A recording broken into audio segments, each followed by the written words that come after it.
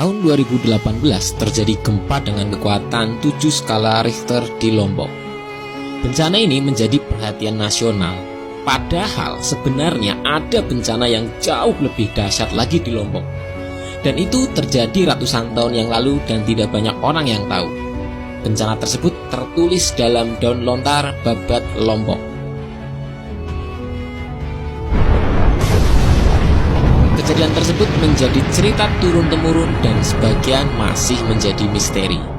Sampai akhirnya tahun 2013 misteri tersebut mulai terkuak. Adalah para ahli gunung api yang diketuai oleh Frank Levin melakukan penelitian di Greenland Kutub Utara dan juga Antartika Kutub Selatan.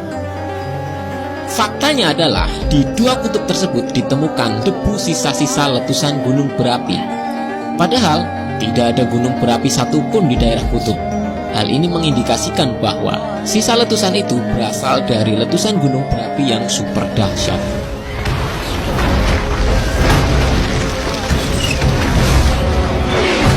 Pada mulanya ada 3 gunung yang menjadi tersangka dari letusan dahsyat tersebut, yaitu Okataina di Selandia Baru, El Chichon, Meksiko, dan Quilotoa, Ekuador. Namun setelah dilakukan uji penanggalan radiokarbon, letusan itu diperkirakan terjadi di tahun 1257 sampai 1258. Dan hasilnya, ketiga gunung tersebut bukanlah gunung yang memuntahkan debu vulkanik sejauh itu. Baru kemudian ketika para ahli tersebut meneliti tulisan pada Babat Lombok, terkuaklah fakta bahwa dulu ada sebuah gunung api besar bernama Samalas. Gunung tersebut ternyata bersebelahan dengan Rinjani dan meletus hebat. Dan sekarang hanya menyisakan sebuah kaldera besar selebar 6-7 km dengan nama Segara Anak.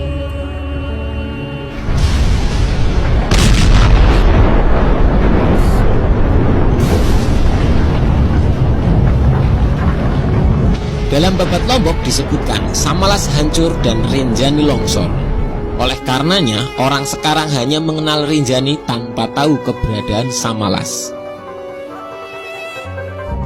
Apalagi peradaban Lombok waktu itu hampir musnah seluruhnya. Pamatan. Ini berarti dulunya perkampungan. Perkampungan yang ada di Daun Lontar disebutkan sebagai kampung Pamatan.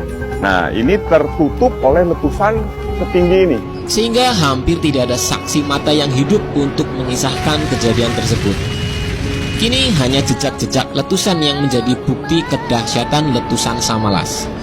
Debu vulkanik yang terhambur bersama aliran piroklastik atau orang kita menyebutnya awan panas pedus gembel mengubur peradaban Lombok, yaitu Kerajaan Pamatan.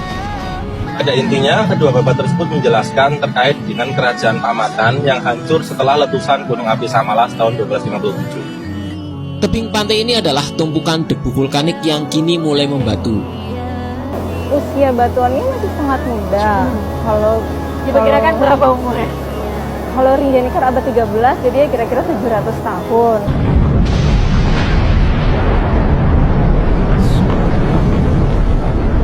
Letusan Samalas berlangsung dalam beberapa hari dan abu vulkaniknya terus menumpuk hingga ketinggian puluhan meter. Menurut para ahli, letusan Samalas masuk skala 7V atau Volcanic Explosivity Index. Dahsyatnya letusan Samalas atau Rinjani terekam jelas dengan batuan-batuan yang ada di sekitar Pulau Lombok. Walau sama-sama di skala 7, namun para ahli menyimpulkan letusan ini lebih besar dari letusan Gunung Tambora yang lokasinya tidak jauh dari Gunung Samalas. Gunung api purba Rinjani atau Samalas meletus pada abad ke-13. Diperkirakan letusan Rinjani purba mengalahkan Tambora dan Krakatau. Abu vulkanik dari letusan Samalas diperkirakan menjulang tinggi ke angkasa sejauh 43 km. Letusan Gunung Sinabung dan Merapi saja yang tercatat hanya setinggi 3-5 km. Sama seperti Tambora, letusan Gunung Samalas mengakibatkan kerusakan iklim.